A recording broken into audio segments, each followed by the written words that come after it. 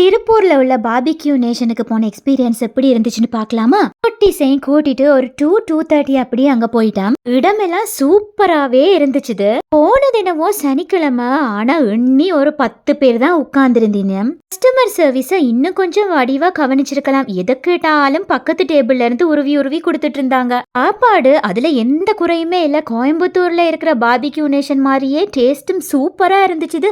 ஆனா வெரைட்டிஸ் தான் ரொம்ப ரொம்ப குறைவு. அதுவும் டெசர்ட் வெறும் 2-3 தான் வச்சிருந்தாங்க. ஆட்டாஸும் கொஞ்சம் தான் இருந்துச்சுது. சாப்பாடு டேஸ்ட்ல எந்த விதமான குறையுமே இல்ல. நூடுல்ஸ், பிரியாணி, அப்புறமா நான், பன்னீர் பட்டர் மசாலா, அதுல ஒரு உருளைக்கிழங்கு சிப்ஸ் மாதிரி ஒன்று வச்சிருந்தாங்க. அதை விட அந்த கேரட் பீன்ஸ் எல்லாம் போட்டு ஒரு சப்ஜி மாதிரி வச்சிருந்தாங்க.